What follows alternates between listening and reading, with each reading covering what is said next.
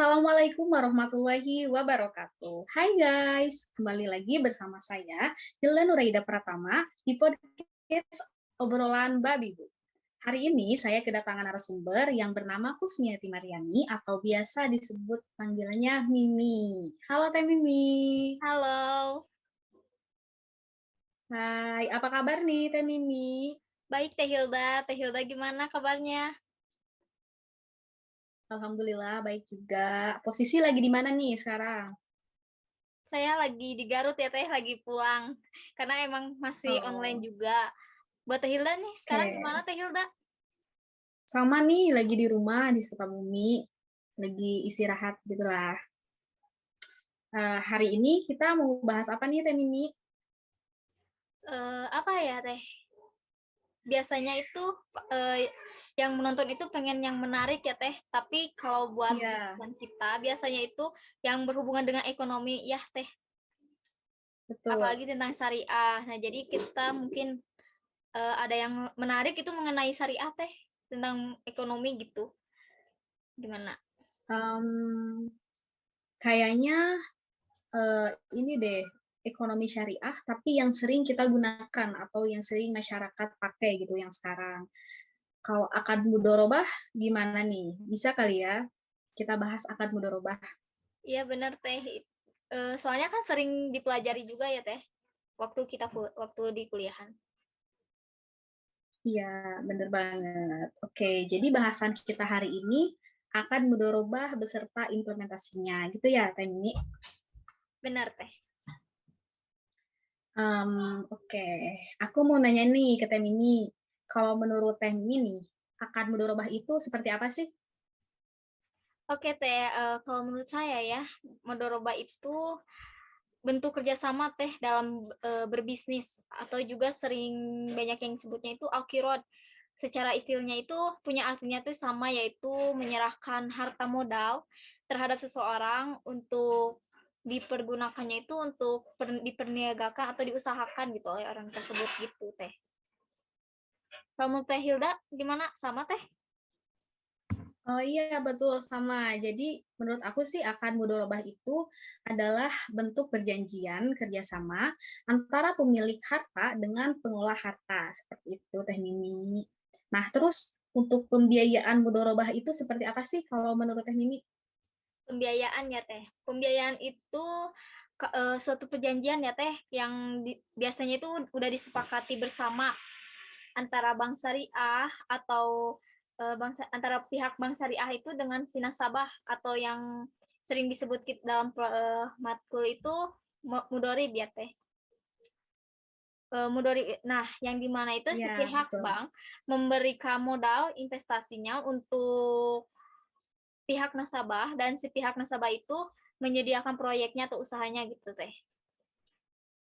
Kalau menurut Teh Hilda nih, saya kan ada pertanyaan ya Teh, kenapa pembiayaan mudharabah Boleh, ini boleh.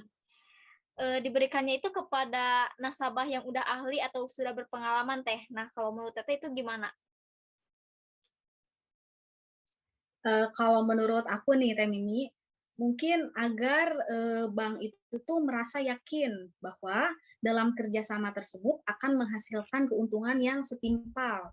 Dan biasanya resiko dalam kerjasama tersebut akan lebih sedikit. Seperti itu, Teh Mimi. Oh iya, benar ya Teh. Pasti mencari keuntungan ya. Terus menurut, ya benar, iya, benar banget. Terus menurut Teh Mimi nih, kenapa sih ada juga yang menyebutkan bahwa pembiayaan yang menggunakan akad mudorobah ini lebih beresiko dibanding akad yang lain gitu?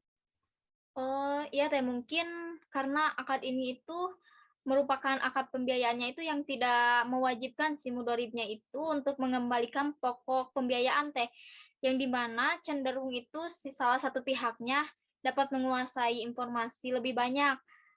Terus gunanya itu untuk bersikap bisa menimbulkan gitu bersikapnya tidak jujur dalam pengelolaannya. Dan ada juga nih nasabah yang mungkin ya Teh menggunakan dananya itu bukan untuk usaha seperti yang disebutkan dalam perjanjian, atau yang bisa disebut kita disalahgunakan gitu si dana tersebut. Nah gitu, itu, resikonya gitu, Teh. Oh iya, iya. Oke. Kalau, kalau menurut Teh Hilda nih, dalam implementasi ya Teh, dalam, akad mudharabah ini, nah itu bagaimana bagaimana gitu Teh, bagaimana cara kita mengimplementasikannya?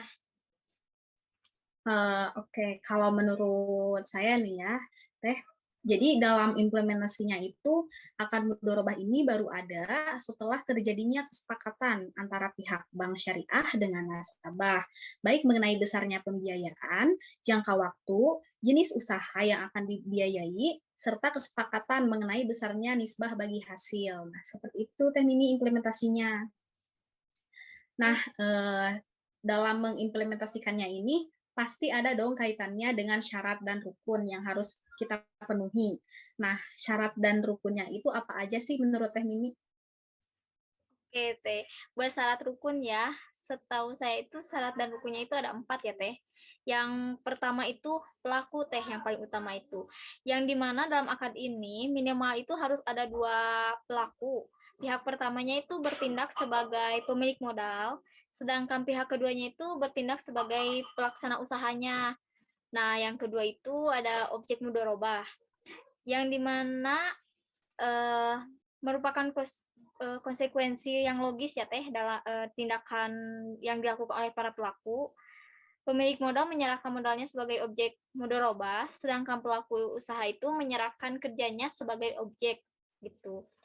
Modal yang diserahkan bisa Oke, berbentuk uang atau barang yang dirinci, sedangkan si pihak nasabah bisa menyerahkan si objeknya itu berbentuk keahlian atau keterampilan. Nah, seperti itu Teh.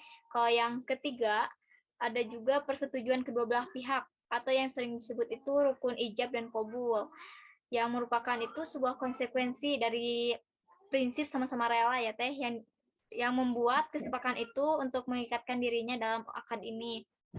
Yang terakhir itu ada nisbah keuntungan, di mana nisbah ini mencerminkan imbalan yang Oke. berhak diterima oleh kedua belah pihak.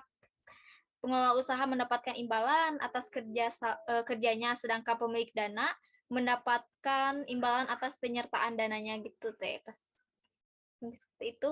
Oke, jadi cukup banyak ya Ya, syarat dan rukunnya. lalu Teh buat terakhir nih, pasti yang lain juga pengen lebih tahu gitu, apa sih contoh implementasi dari akad ini gitu, dari akad mudharabah ini? Apakah tidak ada contoh gitu agar lebih mempermudah mereka itu? Oke, jadi kita ambil contoh sederhananya aja ya. Jadi misalnya gini nih, misalnya Teh Mimi berniat membuka usaha bidang kuliner, tapi Teh Mimi ini nggak punya uang buat modal. Terus Teh Mimi minjem uang nih ke bank, contohnya minjemnya 30 juta. Setelah persetujuan, bank ngasih pinjaman 30 juta itu ke Teh Mimi.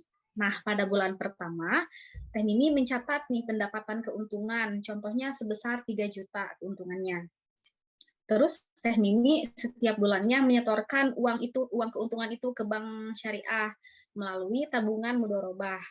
Nah, sampai akhir bulan, Teh Mimi dapat nih keuntungan sebesar 36 juta selama 1 tahun. Sampai Teh Mimi itu bisa mengembalikan uang pinjamannya beserta keuntungannya.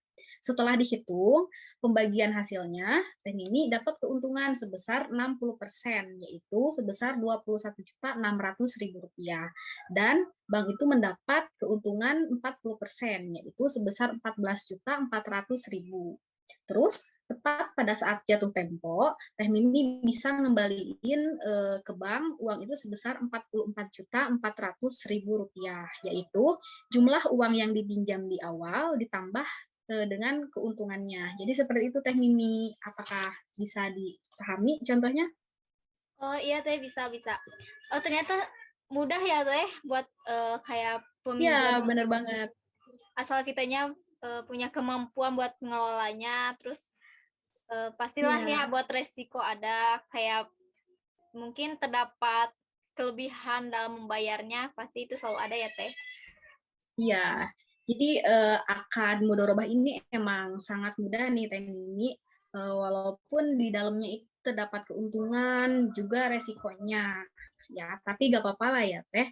Yang penting kita itu bisa tahu dulu nih apa itu akad mudorobah, pembiayaannya, keuntungannya, serta resikonya juga seperti apa, atau implementasinya bagaimana, juga contoh sederhananya. Seperti itu Teh Mimi. Baik, terima Baik, kasih ya, Teh. ya sama-sama. Mungkin kita cukupkan ya, bahasannya cukup menarik juga dan cukup simpel dan bisa dipahami juga ya. Ya, Teh. Oke, kita tutup aja ya bincang-bincang hari ini. Semoga kita bisa berjumpa lagi di lain kesempatan dan dengan orang yang sama tentunya ya. Oke, terima kasih Teh Mimi atas waktunya Terima dan kasih juga Teh Hilda. kesempatannya. Ya, sama-sama. Terima kasih sudah hadir di podcast Bincang Babibu yang saya kampu.